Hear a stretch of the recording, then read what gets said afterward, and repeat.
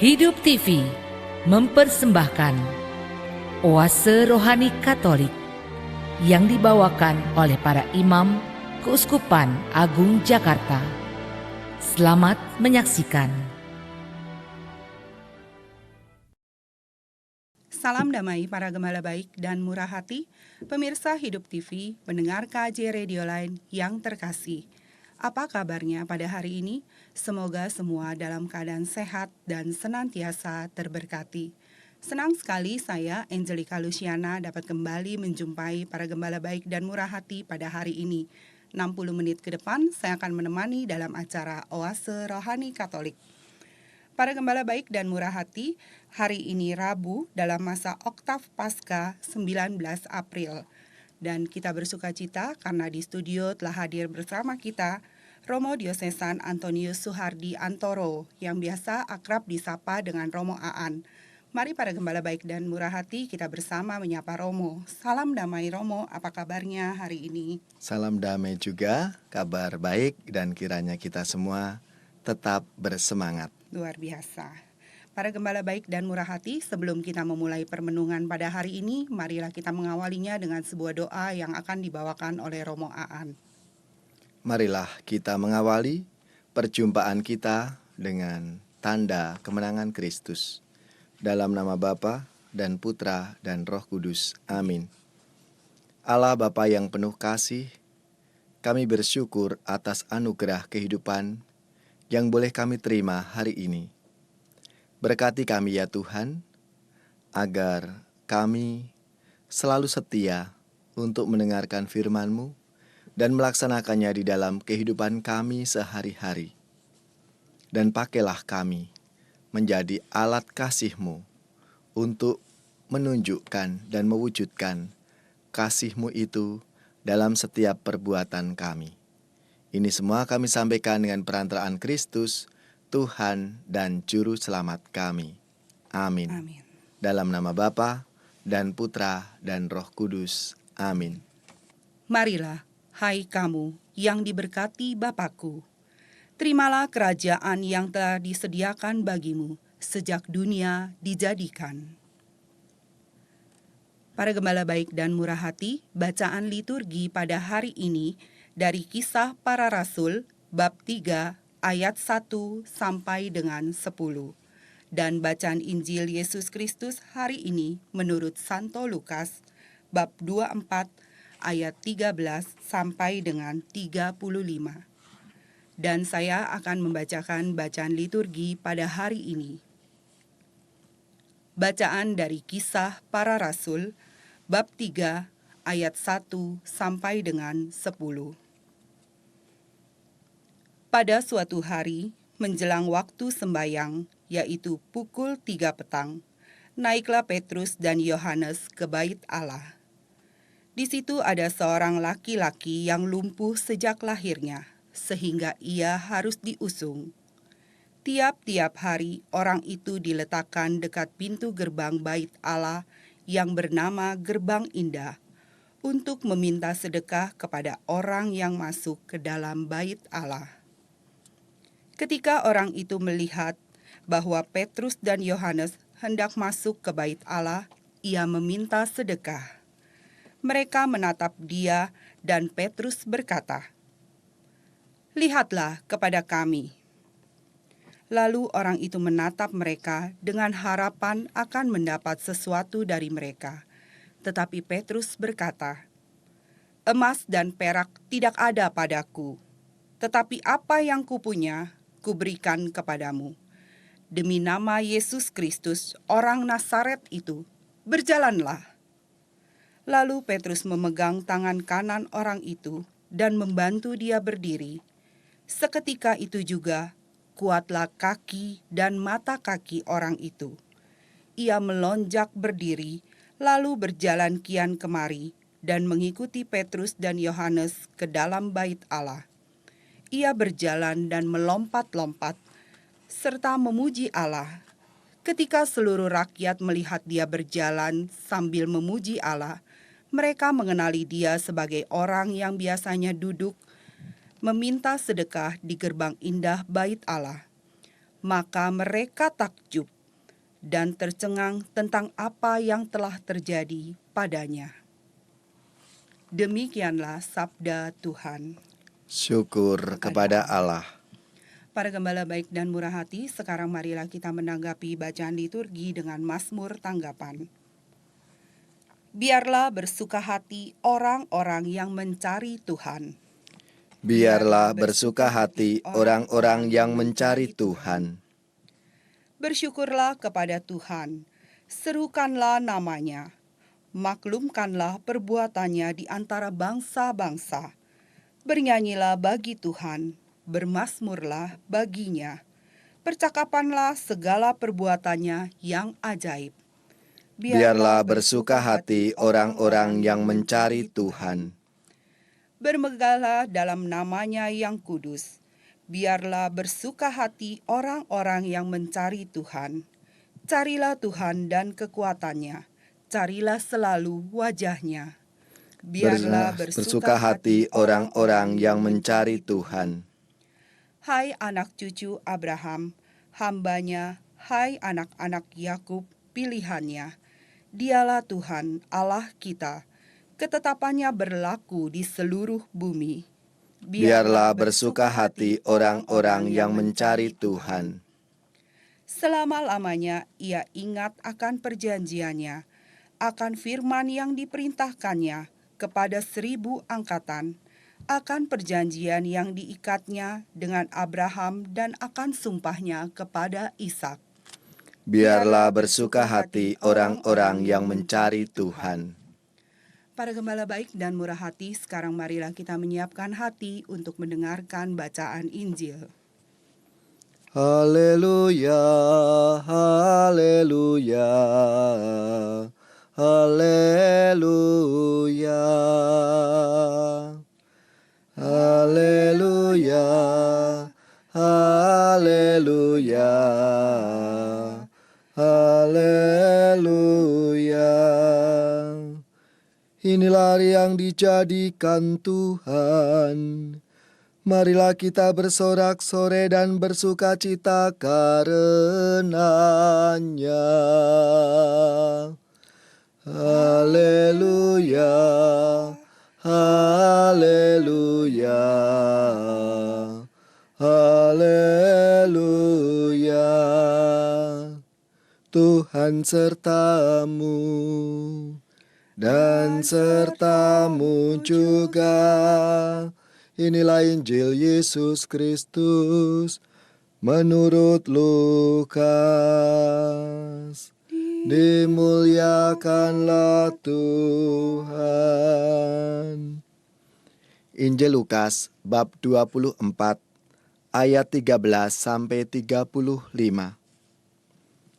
Pada hari Sabat sesudah Yesus dimakamkan, 2 orang dari murid-murid Yesus pergi ke sebuah kampung bernama Emmaus yang terletak kira-kira 7 mil jauhnya dari Yerusalem. Dan mereka bercakap-cakap tentang segala sesuatu yang telah terjadi. Ketika mereka sedang bercakap-cakap dan bertukar pikiran, datanglah Yesus sendiri mendekati mereka, lalu berjalan bersama-sama dengan mereka. Tetapi ada sesuatu yang menghalangi mata mereka, sehingga mereka tidak dapat mengenal Dia. Yesus berkata kepada mereka, "Apakah yang kamu percakapkan sementara kamu berjalan?" Maka berhentilah mereka dengan muka muram. Seorang dari mereka, namanya Kleopas, menjawabnya, "Adakah engkau satu-satunya orang asing Yerusalem yang tidak tahu apa yang terjadi di situ pada hari-hari belakangan ini?" Katanya kepada mereka, "Apakah itu?" Jawab mereka, "Apa yang terjadi dengan Yesus orang Nazaret? Dia adalah seorang nabi yang berkuasa dalam pekerjaan dan perkataan di hadapan Allah dan di depan seluruh bangsa kami.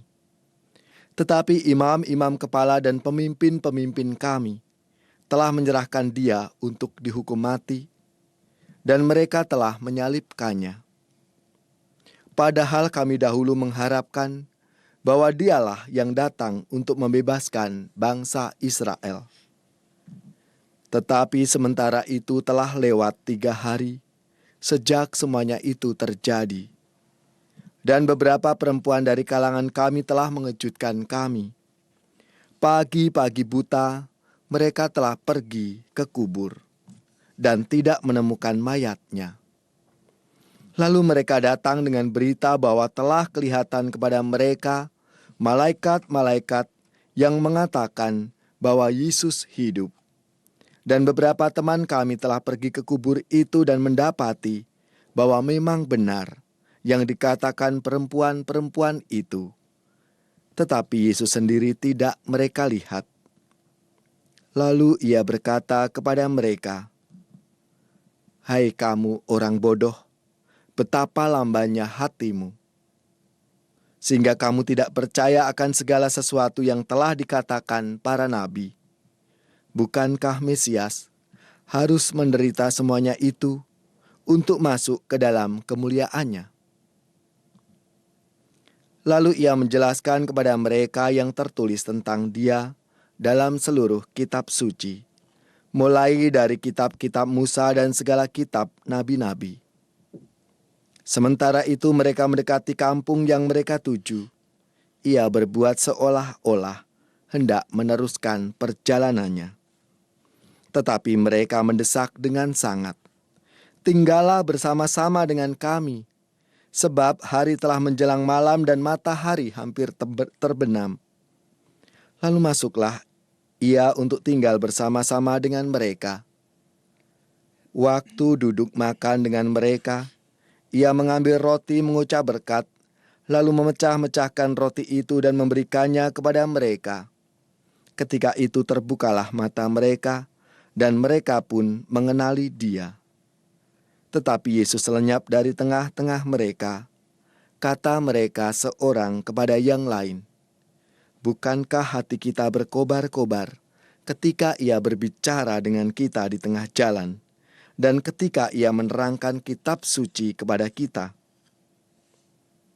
Lalu bangunlah mereka dan langsung kembali ke Yerusalem. Di situ mereka mendapati ke-11 murid. Mereka sedang berkumpul bersama teman-teman mereka. Kata mereka kepada kedua murid itu, "Sungguh, Tuhan telah bangkit, dan Ia telah menampakkan diri kepada Simon." Lalu kedua orang itu pun menceritakan apa yang terjadi di tengah jalan, dan bagaimana mereka mengenali Yesus pada waktu Ia memecah-mecahkan roti. Demikianlah Injil Tuhan. Terpujilah Kristus.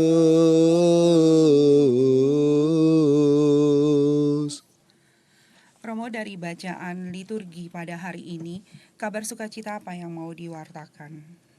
Kalau kita mencoba untuk memperhatikan dan menyimak dari Kisah Para Rasul, bacaan yang pertama, di sana murid-murid Yesus yaitu Petrus dan Yohanes dihadapkan pada suatu pengalaman bahwa ia mengatakan tidak punya kekayaan secara duniawi.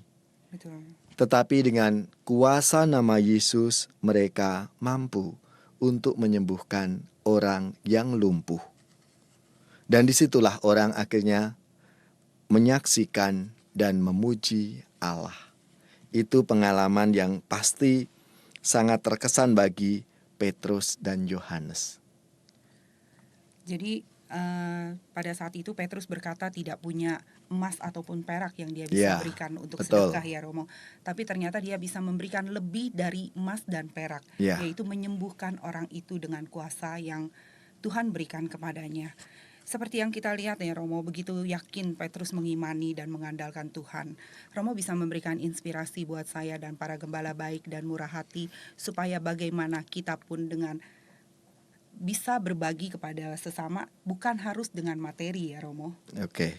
Kiranya melalui pengalaman para murid Yesus ini, khususnya Petrus dan Yohanes yang punya pengalaman secara iman, pengalaman rohani. Bagaimana ketika orang datang kepadanya membutuhkan pertolongan. Iya. Mereka menyadari bahwa secara materi mereka tidak bisa membantu apa-apa. Aku tidak punya emas dan perak, tidak ada padaku. Tetapi yang kupunya kuberikan kepadamu. Jadi ini keyakinan suatu iman akan Petrus dan Yohanes ya. Iya. Dan diwakili oleh Petrus. Dia hanya imannya demi nama Yesus. Orang Nazaret itu berjalanlah. Ini kiranya mau mengajak kita pertama-tama bahwa kita harus mengandalkan Tuhan dalam hidup kita. Iya. Lalu yang kedua, kalau kita beriman itu juga harus yang sungguh-sungguh. Jangan setengah-setengah, jangan ragu-ragu. Tapi benar-benar seperti yang Sepenuh hati ya. Romo. dialami oleh Petrus ini. Maka meskipun mungkin secara material saya nggak punya, tapi aku punya. Yang kumiliki akan kuberikan. Apa yang dia miliki? Seluruh dirinya. Imannya kepada Tuhan itu. Dan luar biasa sembuh ya Romo ya. Iya. Ini mengajak kita semua juga untuk pertama-tama andalkanlah Tuhan. Jangan barang-barang duniawi. Betul. Ya, karena barang-barang duniawi itu kita bisa dapatkan. Tapi kalau pengalaman iman ini pengalaman yang personal. Pribadi kita dengan Tuhan, dan itu yang kiranya pasti akan membantu kita di dalam perjalanan hidup beriman kita. Iya. Bagaimana Romo supaya kita bisa mempunyai iman sepenuhnya seperti Petrus dan Yohanes dengan mengimani Tuhan, dengan setia kepada Tuhan. Ada kiat-kiat apa Romo supaya kita bisa seperti Petrus dengan sepenuh hati mengandalkan Tuhan dalam situasi apapun? Nah, ini yang memang dalam praktek hidup sehari-hari kita tidak mudah untuk bisa mewujudkannya. Iya. Namun sebagai orang yang beriman, kita para murid Kristus ini diajak untuk berproses ke sana. Meskipun kadang mengalami jatuh bangun di dalam hidup beriman kita itu. Gak mudah. Karena bagaimana tantangannya itu besar dalam kehidupan kita. Ketika mungkin pada saat pengalaman yang rohani kita, misalnya ketika saya habis berdoa, saya meditasi, saya mungkin ikut retret, saya mungkin ikut rekoleksi, atau mungkin bahasa yang sekarang ini kan ikut SEP, ya kan, sekolah evangelisasi pribadi, atau CAP yang lebih pendek, kursus evangelisasi pribadi. Nah, itu biasanya kadang punya pengalaman yang wah, aku semangat nih imanku gitu ya. Imannya lagi berkobar-kobar. Iya, lagi berkobar-kobar gitu. Tapi ketika menghadapi kenyataan kadang nggak mudah gitu. Betul banget. Apa yang mungkin kita tulis menjadi niat saja, oke, nanti karena biasanya itu kan kalau orang rekoleksi atau retret itu memang dalam suasana yang rohani. Iya. Di mana kita dihadapkan pada pengalaman kita akan Tuhan. Tapi ketika kita konkret dalam kehidupan kita sehari-hari itu nggak mudah. Contohnya saja, wah aku tadi udah niat nih pada saat rekoleksi atau retret, aku nanti nggak akan marah, aku mau lebih sabar gitu ya. Sampai Ternyata pulang dalam perjalanan gitu, udah ada yang mancing emosi kita marah. Iya. Nah itu kan udah, oh iya ternyata konkretnya nggak mudah. Nggak Ini mudah menjadi prakteknya ya, Romo. ya menjadi proses kita untuk terus menerus. Tapi jangan putus asa, itu yang penting. Jadi harus terus menerus. Terus menerus, ini satu latihan dalam hidup kita sepanjang hidup kita ini, itulah latihannya. Jadi seperti ibaratnya melatih dan mengasah pisau, demikian iman kita pun dilatih untuk terus menerus ya Romo. Iya. Romo, kalau dari bacaan Injil pada hari ini, kabar sukacita apa yang mau diwartakan? Kalau kita melihat dari bacaan Injil hari ini, itu kan iman para murid akan Yesus Kristus yang bangkit Mm. itu juga suatu proses. Prosesnya bukan hanya instan. Ini suatu pergulatan yang panjang. Maka dua murid yang bercakap-cakap itu tentang kabar Yesus yang bangkit, Yesus yang ada bersama mereka tapi mereka tidak mengenal, itu karena apa? Karena pengalaman hati yang hancur.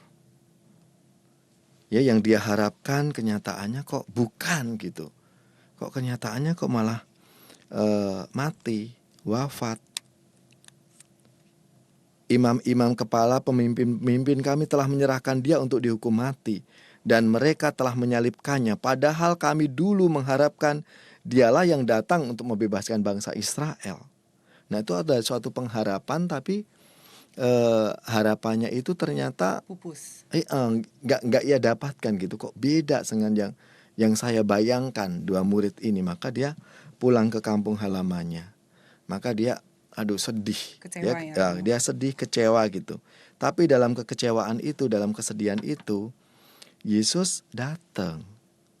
Yesus menyertai perjalanan mereka. Tapi karena itu tadi situasi, Kondisi hati yang sedang kecewa, hati yang kecewa, hati yang hancur, itu kadang tidak membuat menyadari. kita itu nggak menyadari akan kehadiran Tuhan. Betul banget. Gitu. Nah, ini yang kiranya melalui sabdanya Yesus tuh mau mengajak pengalaman dua orang yang ke Emmaus ini, suatu perjalanan hidup yang ada suatu pergulatan. Tuhan hadir di sana. Jadi jangan merasa Tuhan itu meninggalkan kita, tidak. Iya. Tapi dalam situasi yang seperti itu, kadangkala karena kita larut dalam kesedihan, dalam persoalan kita, lalu kita lupa bahwa ada Tuhan di samping kita. Tuhan ada di dalam diri kita itu. Nah, ini yang perlu kita sadari. Pengalaman dua murid ini, maka mereka ini kan baru sadar ketika apa? Ketika diajak makan bersama oleh Yesus, baru ingat dia. Oh iya, inilah yang waktu itu pernah dia katakan, gitu kan? Maka sementara mereka mendekati kampung seolah-olah ingin meneruskan perjalanannya, lalu mereka ini udahlah tinggallah sama kami, karena udah mau malam nih. Lalu waktu duduk makan dengan mereka, ia mengambil roti, mengucap berkat, lalu memecah-mecahkan roti itu dan memberikannya kepada mereka. Ketika itu terbukalah mata mereka, dan mereka pun mengenali dia. Nah, disitulah dia baru sadar, baru ingat ketika Yesus membagi roti itu. Ketika perjamuan. Nah, di sini sebenarnya juga mau mengajak kita agar kita menyadari akan kehadiran Tuhan di dalam hidup kita. Kita setiap hari atau mungkin seminggu sekali kita itu menerima tubuh darah Kristus. Itulah tanda penyertaan Tuhan di dalam hidup kita. Jadi ini sama halnya dengan kehidupan kita sehari-hari ya Romo ya. Ya, betul. Kadang-kala kan kita juga mempertanyakan keberadaan dan hadirnya Tuhan. Dan seringkali dalam setiap di event tertentu baru kemanusiaan kita itu egonya lebih besar ya Romo ya. Romo mungkin bisa memberikan peneguhan iman buat saya dan para gembala baik dan murah hati. Bagaimana sepenuhnya kita bersabar di dalam doa dan sepenuhnya kita berpengharapan pada Tuhan. Baik, sebetulnya kita ini dengan sakramen-sakramen yang kita terima, khususnya kalau hari ini kita bicara mengenai pengalaman murid Yesus yang pulang ke kampung halamannya karena kecewa, lalu baru sadar, baru ingat ketika menerima tubuh dan darah Kristus, itulah pengalaman akan sakramen Ekaristi. Di mana sakramen Ekaristi ini kan selalu kita rayakan setiap minggunya untuk selalu mengenang akan Tuhan yang baik, Tuhan yang selalu menyertai kehidupan kita. Namun sayangnya kita ini kadang nggak memahami itu, bahkan sedikit yang kadang menyadari akan penyertaan Tuhan dalam hidup kita.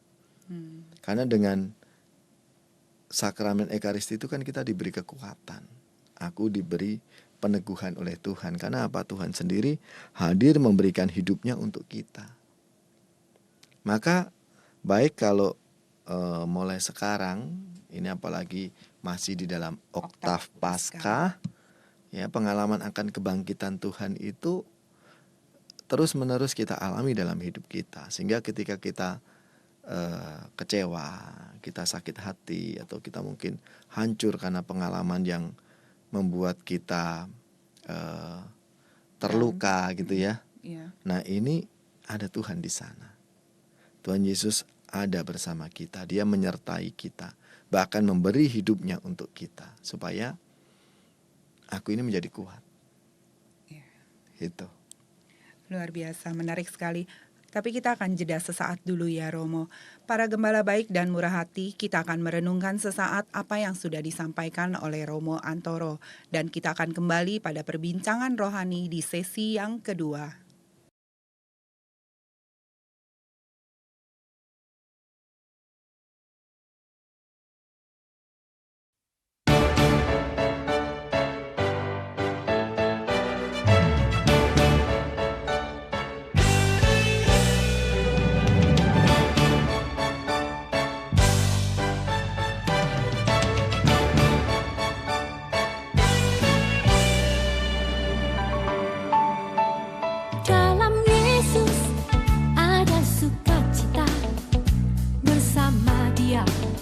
Kemenangan dalam Yesus, iblis dikalahkan. Oleh Yesus kita telah ditebusnya. Mari bersorak-sorai hidup dalam kemenangan, karena Yesus mau telah dikalahkan. Mari bergandeng tangan, bersoraklah haleluya. Mari bergembiralah, mari bergembiralah, mari bersorak-sorai haleluya.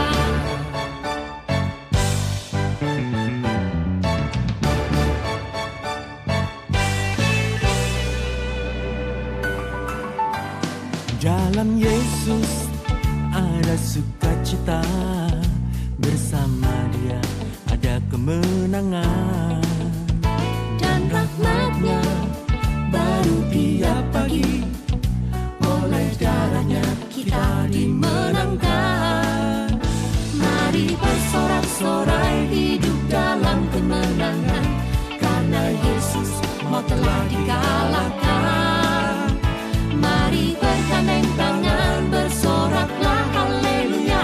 Mari bergembiralah, mari bergembiralah, mari bersorak-sorai haleluya.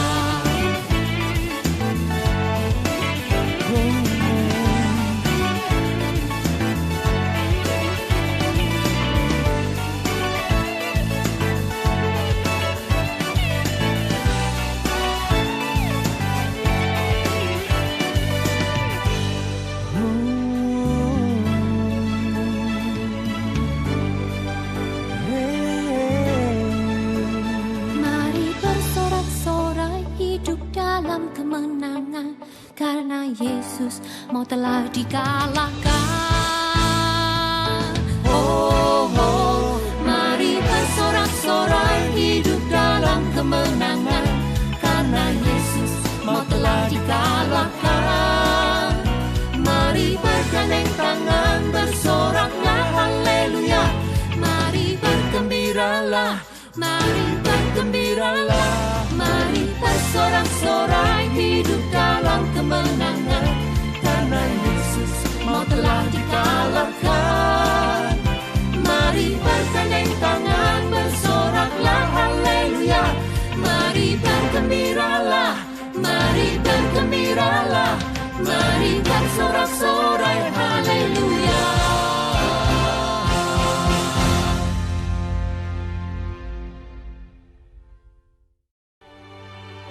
Hidup TV mempersembahkan Oase Rohani Katolik yang dibawakan oleh para imam Keuskupan Agung Jakarta.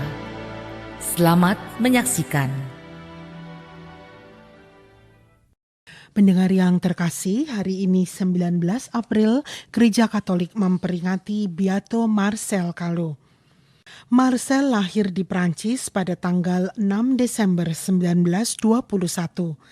Ia adalah anak pertama dari 9 bersaudara dan orang tuanya berasal dari kelas pekerja. Marcel sekolah sampai ia berusia 12 tahun. Kemudian ia magang pada seorang tukang cetak. Ia juga bergabung dengan sebuah kelompok yang disebut Pekerja Kristiani Muda yang memberinya kesempatan untuk menjangkau dan menolong orang-orang yang membutuhkan. Pada tahun 1942, Marcel berencana menikah ketika Nazi menduduki dan memasuki Prancis. Marcel yang menjadi pemimpin Pekerja Kristiani Muda mengatur teman-temannya untuk menolong rakyat melarikan diri. Nazi kemudian memaksanya pergi ke Jerman untuk bekerja di sebuah pabrik senjata. Dengan penuh iman dan harapan, Marcel melihat hal ini sebagai kesempatan untuk menolong orang lain yang meragukan Allah dan iman mereka. Ia mulai membentuk kelompok Pekerja Kristiani Muda di Kamburuh. Ia ditangkap pada tahun 1944 karena mempraktekkan iman Kristiani dan membuat rencana untuk merayakan misa. Marcel dikirim dari satu kamp konsentrasi ke kamp konsentrasi lainnya. Ia dan teman-teman tawanan lainnya disuruh untuk membangun sebuah pesawat terbang. Mereka bekerja di bawah tanah dalam keadaan yang mengenaskan dan tidak diberi cukup makan. Namun iman Marcel tidak melemah. Ia tanpa lelah menghibur tawanan lainnya dengan memberikan dorongan semangat dan harapan. Pada Januari 1945, Marcel masuk rumah sakit. 2 bulan kemudian, ia meninggal karena kurang gizi dan kelelahan di kamp konsentrasi Mauthausen di Austria. Paus Yohanes Paulus II menyatakannya sebagai beato pada tanggal 4 Oktober 1987. Demikianlah pendengar yang terkasih, hari ini 19 April, Gereja Katolik memperingati Beato Marcel Calot. Salam damai para gembala baik dan murah hati, pemirsa Hidup TV, pendengar KAJ Radio lain yang terkasih. Kembali lagi bersama Romo Diosesan Antonius Suhardi Antoro dan saya Angelika Luciana. Anda masih menyimak Oase Rohani Katolik. Romo, seperti yang tadi Romo sudah ungkapkan dalam bacaan liturgi dan bacaan Injil. Terus Romo bisa kembali mengungkapkan apa yang kaitannya dengan pengalaman Paskah dari 2 bacaan itu, Romo. Kalau kita melihat pengalaman-pengalaman para murid ini, misalnya saja di dalam bacaan yang pertama, Kisah Para Rasul, Petrus dengan keyakinan iman yang mendalam, itu mampu menyembuhkan orang yang lumpuh. Iya. Mungkin menjadi pertanyaan bagi kita, kenapa? Karena Petrus mengandalkan Yesus yang diimaninya, maka dia mengatakan dalam nama Yesus. Aku gak punya apa-apa, tapi dalam nama Yesus apa yang kumiliki aku berikan, sembuhlah. Dan ia mengalami kesembuhan dari lumpuhnya. Begitu juga kalau kita melihat dari Mazmur Tanggapan yang tadi kita kidungkan bersama, biarlah bersuka hati orang-orang yang mencari Tuhan. Ini juga pengalaman akan perbuatan kasih Tuhan di dalam hidupnya, sehingga pemazmur ini mengungkapkan dengan penuh sukacita. Begitu juga 2 murid Yesus yang pulang ke Emmaus itu juga merasakan betapa besar kasih Allah kepada mereka, meskipun mereka ketika dalam situasi sedih, dalam situasi kecewa itu tidak merasakan, ya, mata mereka tertutup oleh sesuatu, gitu ya, dikatakan itu. Tapi ketika ada satu pengalaman yang mengingatkan mereka terbuka matanya, hatinya, disitulah menyadari akan belas kasih Tuhan di dalam hidup mereka itu sendiri. Nah, itu kurang lebih pengalaman Paskah bagi para murid yang hari ini kita dengar bersama pengalamannya itu. Nah, sekarang mungkin bagi kita punya pengalaman Paskah yang berbeda-beda. Ya, jadi mungkin Lucy bersama keluarga pasti juga punya pengalaman Paskah sendiri. Ya, ada pengalaman-pengalaman yang semakin meneguhkan di dalam hidup. Kemudian kalau bagi saya paling tidak ketika melayani tugas malam Paskah. Nah, di situ kan ada satu yang karena liturginya ini biasanya kan pekan suci itu kan panjang ya. Panjang sekali. Jadi dan itu banyak sekali simbol-simbol yang Iya, kita lakukan di sana. Nah, betul. di situ paling tidak bagi saya sebagai seorang imam itu semakin diteguhkan Allah yang begitu mencintai umatnya sampai sehabis-habisnya dari Kamis Putih, lalu Jumat Agung, Sabtu Suci, lalu malam Paskah sampai hari raya Paskah. Nah, disitulah kiranya kita menyadari akan Allah yang sungguh baik untuk kita. Dan saya rasa pasti para pemirsa Hidup TV dan teman setia KAJ Radio Land juga punya pengalaman-pengalaman Paskah yang spesial, yang khusus bagi hidupnya. Iya pasti Romo. Romo, kalau bagi para gembala baik dan murah hati mungkin yang saat ini sedang sakit ya, tapi mereka pun juga harus mensyukuri bahwa Tuhan punya karya yang luar biasa dalam kesakitan dalam kehidupan mereka. Romo bisa memberikan peneguhan iman buat para gembala baik dan murah hati yang pada saat ini sedang sakit. Baik, mungkin bagi saudara-saudari kita yang sedang mengalami pengalaman sakit, disitulah menjadi kesempatan bagi kita semua untuk menyatukan segala penderitaan kita, sakit kita ini di dalam penderitaan Tuhan. Ya, jadi itu semakin menyadarkan kita akan keterbatasan fisik kita, akan kerapuhan kita, dan disitulah kita hanya bergantung pada Tuhan.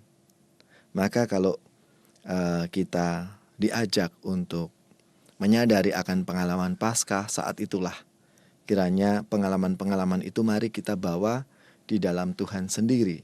Biarlah Tuhan yang hadir untuk kita, menyertai kita, dan satu keyakinan, Tuhan tidak pernah meninggalkan kita. Iya, luar biasa sekali. Dan Romo, saya mau bertanya juga ya, khususnya setelah kita dalam masa menikmati suatu kemenangan dalam masa Paskah ini ya Romo ya, bagaimana supaya kita tetap punya semangat Romo, seperti yang tadi Romo ungkapkan. Jadi pada saat kita sedih pun, atau kita sakit, atau kita sedang dalam suatu masalah, kita tetap punya semangat Paskah seperti yang sekarang ini sedang kita alami. Supaya kita masih terus-menerus semangat, saya rasa dari sabda Tuhan hari ini supaya menjadi kekuatan bagi kita, lalu menjadi spirit bagi kita gitu. Jadi pengalaman-pengalaman kebangkitan, pengalaman dua orang Emmaus ini supaya menjadi pengalaman kita juga, bahwa aku ketika menghadapi seperti itu aku ingat, oh ya, Tuhan ada di sampingku. Tuhan menyertai perjalanan hidupku ini. Lebih-lebih dalam situasi mungkin aku dalam kesendirian, aku tidak ada teman. Kadang kan kita merasa yang seperti itu. Betul, gitu ya. Tapi iya. disitulah kita diajak supaya kita tetap mengalami Paskah itu setiap hari ya. Aku menyadari Tuhan ada di sampingku, Tuhan menyertai hidupku. Iya. Romo, tadi dari bacaan liturgi ya, kita melihat bagaimana si orang lumpuh itu begitu disembuhkan dia bersuka cita ya Romo, dia memuji-muji Tuhan dalam suatu hati yang bersuka cita. Romo bisa memberikan inspirasi buat saya dan para gembala baik dan murah hati, bagaimanapun juga kita saat kita menerima suatu berkat dan kemurah hatian Tuhan pada kita.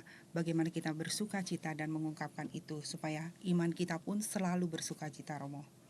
Nah, itu kiranya juga harus setiap hari memang kita bersyukur ya atas segala pengalaman-pengalaman hidup kita, tidak hanya yang membuat kita happy, yang membuat kita bahagia, senang, tapi juga pengalaman-pengalaman yang kadang pengalaman yang tidak mengenakkan kita.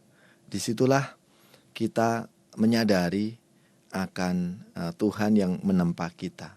Karena kalau kita melihat Tuhan sendiri juga tidak selamanya mengalami kebahagiaan, tapi ada saatnya penderitaan yang dia alami, yang harus dia lewati itu. Justru dari situlah nanti akan sampai pada kemuliaan, sampai pada kebangkitan, dan itu juga dalam hidup kita.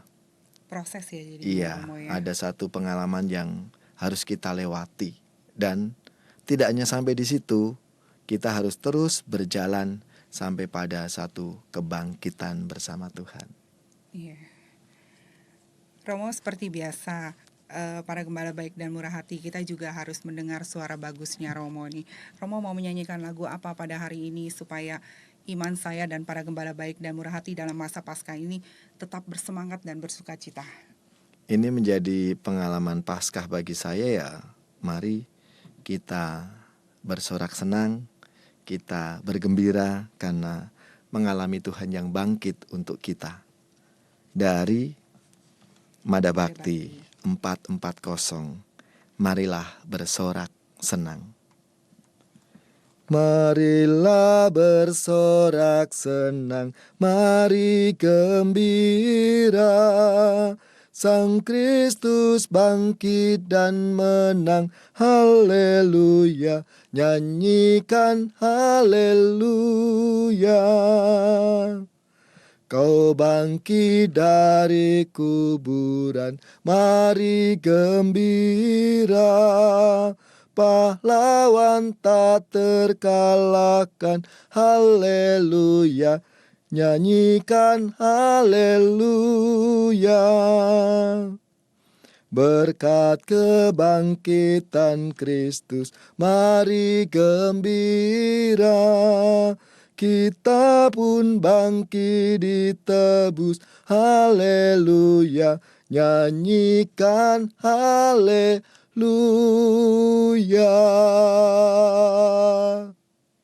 Luar biasa sekali Romo lagunya, memberikan semangat buat saya dan para gembala baik dan murah hati pada hari ini yang mendengarkan.